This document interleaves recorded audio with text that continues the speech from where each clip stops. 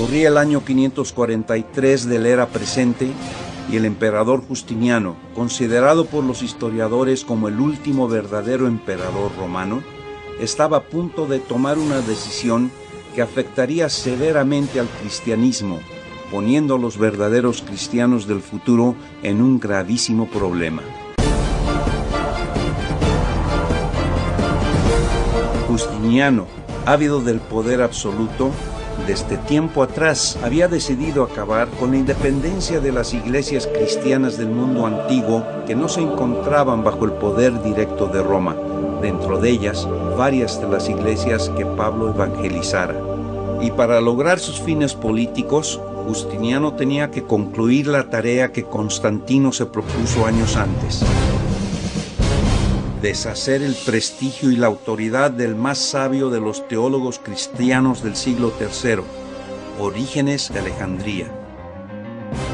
Y para ello, Justiniano convocó 2 concilios en Bizancio, la capital del Imperio Romano de Oriente.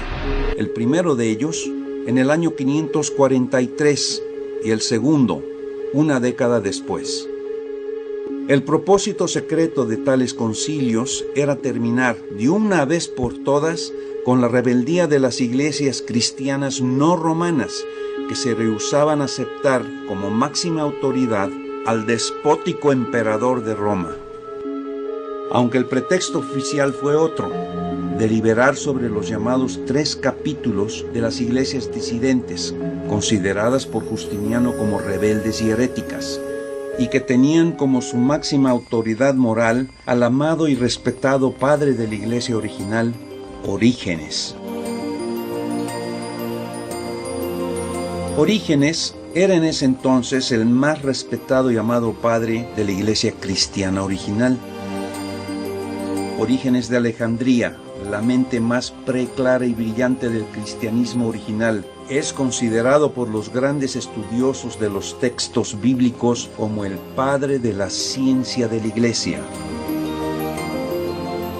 Para Jerónimo, el afamado teólogo que tradujo la Biblia Vulgata, Orígenes era el maestro más grande de la Iglesia después de los apóstoles, equiparándolo incluso con Pablo.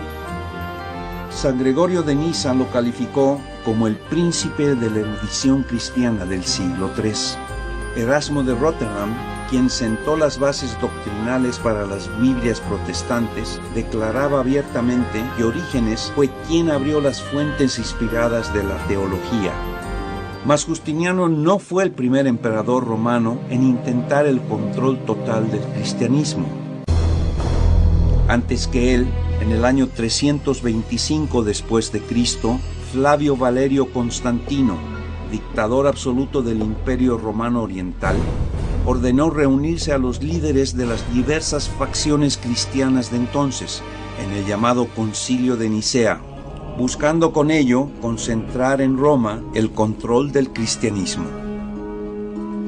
Unos meses antes de esta reunión, Constantino fríamente había ordenado el asesinato de su esposa Fausta y de su hijo, Crispín.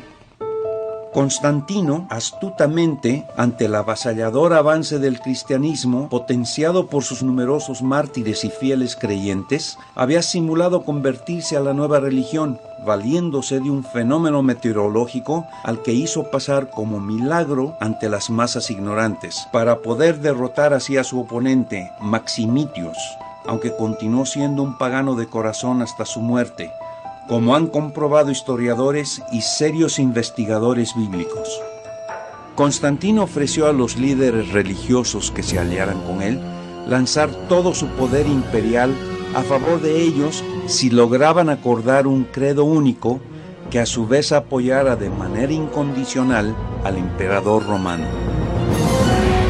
Las decisiones que se hicieron en este concilio llevaron a la fundación formal de la Iglesia Católica Romana, que era parte del Estado Imperial Romano. Poco tiempo después, se editarían y corregirían los libros de la Biblia, sobre todo del Nuevo Testamento, para acomodarlos a los acuerdos políticos del Concilio de Nicea y los intereses imperiales de Constantino. escritos fueron y vinieron con el fin de satisfacer los peculiares intereses de los cómplices de Constantino. Para afianzar la unidad absoluta e indiscutible alrededor de Roma, surgió el dogma, la autoritaria y arbitraria imposición de un credo absoluto e indiscutible por encima de toda evidencia o verdad en contra. Por siglos los papas serían romanos y todas las creencias que entraran en conflicto con el nuevo credo dogmático serían descartadas, perseguidas y aniquiladas sin piedad.